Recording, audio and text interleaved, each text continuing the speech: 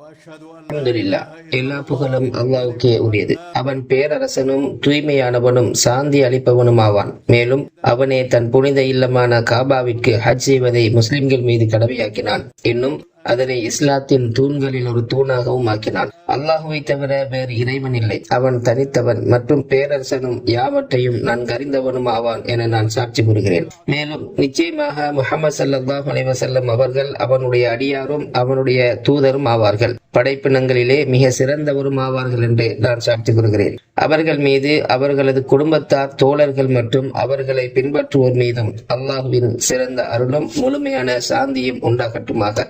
அதன் பின்னராக, மனிதர்களே, அல்லாஹ்வுக்கு அஞ்சுவதை உங்களுக்கு நான் உபதேசிக்கிறேன். நிச்சயமாக அல்லாஹ்வுக்கு அஞ்சுவதில் தான் ஓர் அடியானின் மறுமை வெற்றி உள்ளது. அல்லாஹ் தன் திருமறையில் ஹஜ் எனும் அத்தியாயத்தின் ஆரம்பத்தில் கூறுகிறான், மனிதர்களே, நீங்கள் உங்களுடைய இறைவனை பயந்து கொள்ளுங்கள். நிச்சயமாக கியாமத் நாளாகிய அவ்வேளையின் அதிர்ச்சி மகத்தான பெரும் நிகழ்ச்சியாகும். அந்நாளில் பால் ஊட்டிக் கொண்டிருக்கும் ஒவ்வொரு தாயும் தான் பால் ஊட்டும் குழந்தையை மறந்து விடுவதையும், ஒவ்வொரு கருப்பினையும் தான் சுமையை ஏன்று விடுவதையும் நீங்கள் காண்பீர்கள்.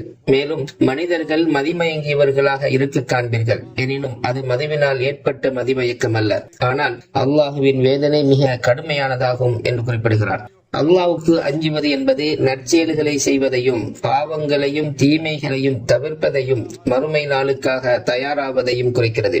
அல்லாஹ் கூறுகிறான், இது ஏனெனில் நிச்சயமாக அல்லாஹ் அவனே உண்மையானவன், நிலையானவன். நிச்சயமாக அவனே மரித்தோரை உயிர்ப்பிக்கிறான். நிச்சயமாக அவன்தான் எல்லா பொருட்களின் மீதும் பேராற்றல் உள்ளவன் என்பதனால் ஆகும். கியாம நாளுக்குரிய அவ்வேளை நிச்சயமாக வரும். இதில் சந்தேகமே இல்லை. கபறுகளில் இருப்போரை நிச்சயமாக அல்லாஹ் உயிர்கெடுத்து எழுப்புவான். மறுமை நாளுக்காக தயாராகுவதில் மிக மகத்தானது தௌஹீதாகும். அதாவது அல்லாஹுவை மட்டுமே வணங்குவதும் அவனை தவிர வேறு எவரிடத்திலும் பிரார்த்திப்பதை கைவிடுவதும் ஆகும். அல்லாஹ் கூறுகிறார், அவன் அல்லாஹுவை அன்றி தனக்கு தீங்கிழைக்க முடியாததையும் இன்னும் தனக்கு நன்மை செய்யாததையுமே பிரார்த்திக்கிறான். இதுதான் பெரிய வழிகேடாகும். எவனுடைய தீமை அவனுடைய நன்மையை விட மிக நெருங்கி இருக்கிறதோ அவனையே அவன் பிரார்த்திக்கிறான். திடமாக அவன் தேடும் பாதுகாவலனும் கெட்டவன். அப்பாதுகாவலனை அண்டி நிற்பவனும் கெட்ட தோழனாவான். மேலும் சொல்கிறான், இன்னும் எவன் அல்லாஹ்வுக்கு இணை வைக்கிறானோ அவன் வானத்திலிருந்து விழுந்து பறவைகள் அவனை வாரி எடுத்து சென்றது போலும்,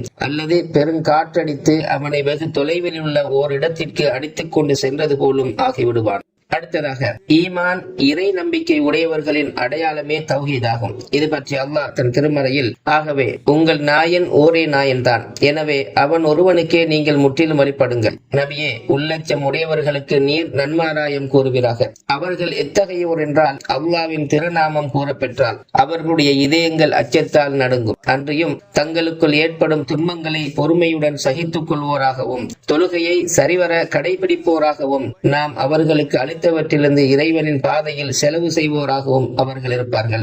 இவையே இஸ்லாத்தின் தூண்களாகும். அதாவது தௌஹீத், ஓரிரை கொள்கை மற்றும் முஹம்மது ஸல்லல்லாஹு அலைஹி வஸல்லம் அவர்கள் அல்லாஹ்வின் தூதர் என்ற சாட்சியம், தொழுகையை நிலைநிறுத்துதல், ஜகாத் வழங்குதல், ரமலான் மாதம் நோன்பு நோட்டல் மற்றும் வசதியுள்ளவர்கள் அல்லாஹ்வின் புனித இல்லத்திற்கு ஹஜ் செய்தல் ஆகியவையாகும். இவைகளோடு சேர்த்து அல்லாஹ்வுக்கு பயப்படும்படியும் உபதேசம் செய்யப்படுகிறது. அல்லாஹ் தன் திருமறையில் தன் இறைவனின் சன்னிதான நிற்பதை அஞ்சியவருக்கு இரு சுவரசோலைகள் உண்டு என்று குறிப்பிடுகிறார். மேலும் கஷ்டங்களின் போதும் அல்லாஹுவை வழிபடும் போதும் பொறுமையாக இருப்பதும் உபதேசம் செய்யப்படுகிறது. அல்லாஹ் தன் திருமறையில் நிச்சயமாக பொறுமையாளர்களுக்கு அவர்களுடைய கூலி கணக்கின்றி முழுமையாக வழங்கப்படும் என்று குறிப்பிடுகிறார். அத்துடன் அல்லாஹ் வழங்கிய அருளுக்காக நன்றி செலுத்துமாறும் உபதேசம் செய்யப்படுகின்றது. இது பற்றி அல்லாஹ் தன் திருமறையில், கால்நடைகளாகிய அவற்றை உங்களுக்காக அவன் இவ்வாறு வசப்படுத்தி கொடுத்தான், நீங்கள் அவனுக்கு நன்றி செலுத்துவதற்காக என்று குறிப்பிடுகிறார்.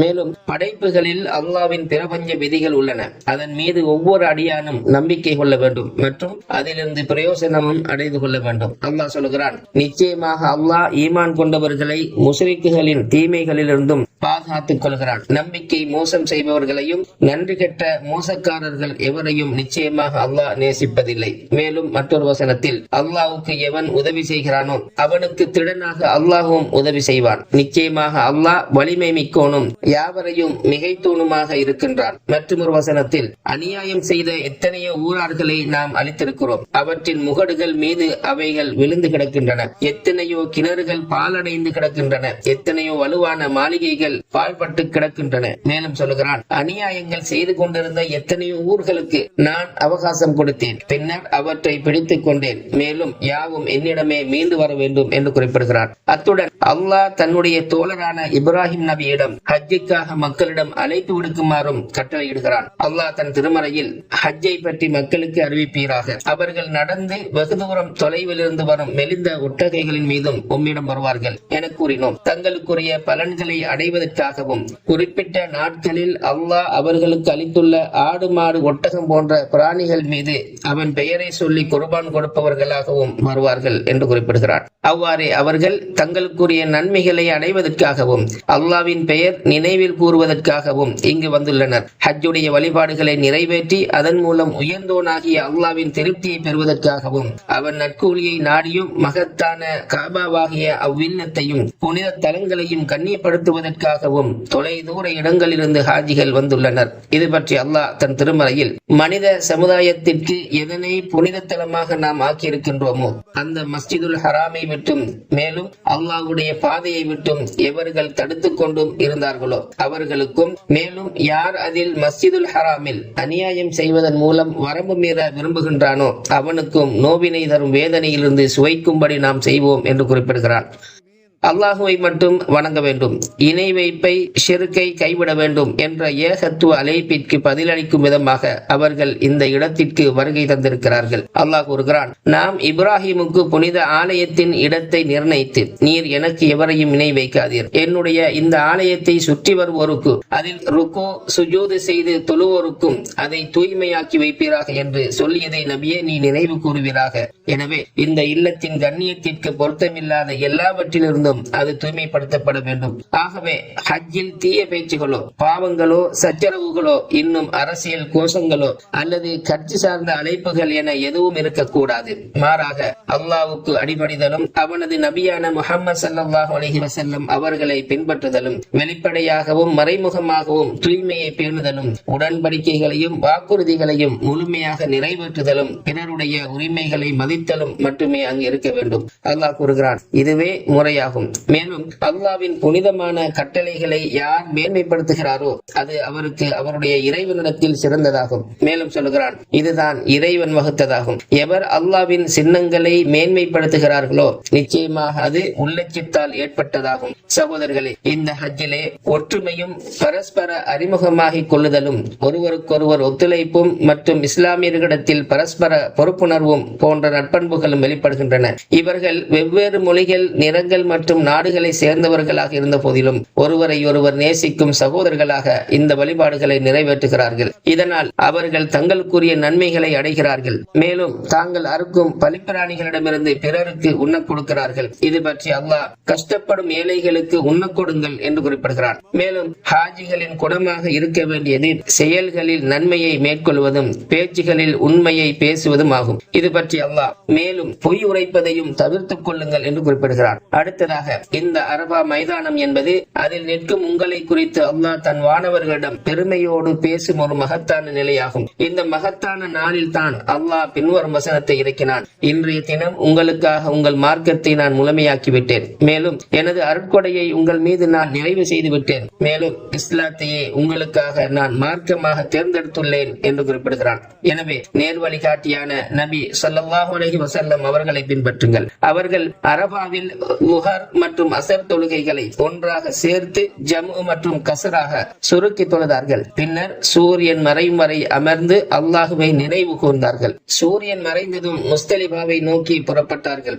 அல்லாஹ் கூறுவது போல, பின்னர் அரபாவிலிருந்து திரும்பும் போது மஷ்ஆருல் ஹராம் எனும் தலத்தில் அல்லாஹுவை திக்ரு செய்யுங்கள். உங்களுக்கு அவன் நேர்வழி காட்டியது போல் அவனை நீங்கள் திக்ரு செய்யுங்கள். நிச்சயமாக நீங்கள் இதற்கு முன் வழி தவறியவர்களில் இருந்தீர்கள். அதன் பிறகு பெருநாள் அதிகாலை வந்ததும் மினாவை நோக்கி சென்றார்கள். இது பற்றி அல்லாஹ் சொல்லும் போது, பிறகு நீங்கள் மற்ற மனிதர்கள் திரும்புகின்ற முஸ்தலிஃபா எனும் இடத்தில் இருந்து நீங்களும் திரும்பிச் செல்லுங்கள். அங்கு, அதாவது மினாவில் அல்லாஹ்விடம் மன்னிப்பு கேளுங்கள். நிச்சயமாக அல்லாஹ் மிக்க மன்னிப்போனாகவும் மிக்க கருணை உடையவனாகவும் இருக்கின்றான். எனவே மினாவை அடைந்ததும் ஜம்ரத்துல் அக்கபா மீது கல்லெறிந்தார்கள். தங்களது பலிப்பிராணியை அறுத்து தலையை மலித்துக் கொண்டார்கள். இன்னும் தலைமுடியை கத்தரிப்பதற்கும் அவர்கள் அனுமதி அளித்தார்கள். பின்னர் புனித இல்லத்திற்கு காபாவிற்கு வந்து தவாப் செய்தார்கள். இது பற்றி அல்லாஹ், பின்னர் அவர்கள் தலைமுடி இறக்கி நகம் வெட்டி குளித்து தம் அழுக்குகளை நீக்கி தங்கள் நேர்ச்சைகளை நிறைவேற்றி அந்த புனிதமான பூர்வீக ஆலயத்தை தவாபும் செய்ய வேண்டும் என்று குறிப்பிடுகிறார். சகோதரர்களே, மேற்படி கடமைகளை செய்யும் போது அமைதியை பேணுதலும் ஒழுங்குமுறைகளை பின்பற்றுதலும் நெரிசல்களை தவிர்த்துக் கொள்வதும் இருக்க வேண்டும். மேலும் பொது நலனை பாதுகாக்கவும் ஹாஜிகளின் உயிருக்கு ஆபத்து மற்றும் குழப்பங்கள் ஏற்படுவதை தடுத்து வழிபாடுகளை எளிதாக நிறைவேற்றுவதற்காகவும் சம்பந்தப்பட்ட அதிகாரப்பூர்வ அமைப்புகள் வகுத்துள்ள கூட்ட நெரிசல்களை கட்டுப்படுத்தும் தஃப்வீஜ் ஒழுங்குமுறைகளையும் நடமாட்டத்திற்கான வழிகாட்டுதல்களையும் கண்டிப்பாக பின்பற்ற வேண்டும். மேலும் மினாவில் தங்கியிருக்கும் நாட்களில் அல்லாஹுவை அதிகமாக நினைவு கூறுவது சுன்னத்தான ஒன்றாகும். இது பற்றி அல்லாஹ், நீங்கள் உங்கள் ஹஜ் வழிபாடுகளை முடித்துக் கொண்டால் உங்கள் தந்தைமார்களை நீங்கள் நினைவு கூறுவதை போல் அல்லது அதைவிட அதிகமாக அல்லாஹுவை நினைவு கூறுங்கள் என்று குறிப்பிடுகிறார். ஐயாமு தஷ்ரீ பெருநாளைக்கு அடுத்த 3 நாட்களில் ஹாஜிகள் 3 ஜமராக்களிலும் ஒவ்வொரு நாளும் தலா 7 சிறு கற்களை கொண்டு கல்லறிய வேண்டும். இதில் சிறந்த வழிமுறை 13ஆம் நாள் வரை மினாவில் தங்கியிருப்பதாகும். எனினும் 12ஆம் நாள் அன்றை அவசரமாக புறப்பட்டு செல்வதற்கும் அனுமதி உண்டு. இது பற்றி அல்லாஹ் தன் திருமறையில், குறிப்பிட்ட சில நாட்களில் அல்லாஹுவை நினைவு கூறுங்கள். எவர் 2 நாட்களில் அவசரமாக மினாவில் இருந்து புறப்பட்டு விடுகிறாரோ அவர் மீது குற்றமில்லை. எவர் 3ஆம் நாளும் தங்கி விடுகிறாரோ அவர் மீதும் குற்றமில்லை. இது இரையச்சமுடையோருக்கே ஆகும். நீங்கள் அல்லாஹ்வுக்கு அஞ்சிக் கொள்ளுங்கள். நிச்சயமாக நீங்கள் அவனிடமே ஒன்று சேர்க்கப்படுவீர்கள் என்பதை அறிந்து கொள்ளுங்கள் என்று குறிப்பிடுகிறார். இறுதியாக ஹாஜிகள் தங்களது பயணத்திற்கு முன்னதாக விடைபெறும் தவாஃபை தவாஃபுல் வதா செய்ய வேண்டும். இதை பற்றி அல்லாஹ், அவன் உங்களை தேர்ந்தெடுத்துக் கொண்டான். மார்க்கத்தில் அவன் உங்களுக்கு எந்த சிரமத்தையும் ஏற்படுத்தவில்லை. இது உங்கள் தந்தை இப்ராஹிமுடைய மார்க்கமாகும். அவனே இதற்கு முன்னரும் இந்த குர்ஆனிலும் உங்களுக்கு முஸ்லிம்கள் என பெயரிட்டான். இத்தூதர் உங்கள் மீது சாட்சியாக இருப்பதற்காகவும் நீங்கள் மனிதர்கள் மீது சாட்சியாக இருப்பதற்காகவும் ஆகும். எனவே நீங்கள் தொழுகையை நிலைநிறுத்துங்கள், ஜகாத் கொடுத்து வாருங்கள், அல்லாஹுவை வலுவாக பற்றிக் கொள்ளுங்கள். அவனே உங்கள் பாதுகாவலன், மிக சிறந்த உதவியாளனாவான் என்று குறிப்பிடுகிறார். அல்லாஹுவை வலுவாக பற்றிக் கொள்வது என்பது அவனிடம் அடியான் அதிகமாக பிரார்த்தனை துவா செய்வதையும் உள்ளடக்கும். குறிப்பாக இந்த ஹஜ்ஜின் புனித தலங்களில் அது சிறந்ததாகும். இத்தலங்கள் பிரார்த்தனைகள் அங்கீகரிக்கப்படுவதற்கு மிகவும் தகுதியான இடங்களாகும். அல்லாஹ் கூறுகிறான், உங்கள் இறைவன் கூறுகிறான், என்னையே நீங்கள் பிரார்த்தியுங்கள், நான் உங்கள் பிரார்த்தனைகளுக்கு பதில் அளிக்கிறேன். மேலும் சொல்லுகிறான், எங்கள் இறைவனே, எங்களுக்கு இம்மையிலும் நன்மையை தருவாயாக, மறுமையிலும் நன்மையை தருவாயாக, இன்னும் எங்களை நரக நெருப்பின் வேதனையிலிருந்தும் காத்தருள்வாயாக என்று பிரார்த்திப்போரும் அவர்களில் உண்டு. அத்தகையோருக்கு அவர்கள் சம்பாதித்த நற்கூலி மறுமையில் உண்டு. மேலும் அல்லாஹ் கணக்கெடுப்பதில் மிக அதிவேகமானவன் என்று குறிப்பிடுகிறார். யா அல்லாஹ், ஹாஜிகளின் பிரார்த்தனைகளையும் அவர்களது ஹஜ் வழிபாடுகளையும் ஏற்றுக்கொள்வாயாக, அவர்களது காரியங்களை எளிதாக்குவாயாக, அவர்களது பாவங்களை மன்னித்தருள்வாயாக. மேலும் அவர்கள் அனைவரையும் பாதுகாப்பாகவும் நன்மைகளை பெற்றவர்களாகவும் வெற்றியாளர்களாகவும் தத்தமது நாடுகளுக்கு திருப்பி அனுப்புவாயாக. யா அல்லாஹ், முஸ்லிம்களின் நிலைமைகளை சீரமைப்பாயாக, சத்தியத்தின் மீது அவர்களது கொள்கையை ஒன்றுபடுத்துவாயாக, அவர்களது அனைத்து விவகாரங்களையும் நீயே பொறுப்பேற்றுக் கொள்வாயாக, அவர்களது மார்க்கம் மற்றும் உலகளாவிய அனைத்து சூழ்நிலைகளையும் நல்வழியில் திருத்தி அமைப்பாயாக. யா அல்லாஹ், இரு புனித தலங்களின் காவலர் மன்னர் சல்மான் பின் அப்துல் அசீஸ் அவர்களுக்கும் அவரது பட்டத்து இளவரசர் அமீர் முஹம்மது பின் சல்மான் அவர்களுக்கும் நற்செயல்களை செய்ய தௌஃபீக் அளிப்பாயாக. உன்னுடைய அடியார்களுக்கும் அவர்கள் செய்த நன்மைகளுக்காகவும் ஹாஜிகள் தங்களது கடமைகளை எளிதாக நிறைவேற்றுவதற்கு வழிவகை செய்ததற்காகவும் இரு புனித தலங்களின் சேவைக்காகவும் அதன் வருகையாளர்களுக்காகவும் அவர்கள் தாராளமாக செலவிட்டதற்காகவும் அவர்களுக்கு இம்மையிலும் மறுமையிலும் மிக சிறந்த நற்கூலியை வழங்குவாயாக. யா அல்லாஹ், முஹம்மது ஸல்லல்லாஹு அலைஹி வஸல்லம் அவர்கள் மீதும் அவர்களது குடும்பத்தார் மற்றும் தோழர்கள் மீதும் உனது அருளையும் மிகுதியான சாந்தியையும் பொழிவாயாக.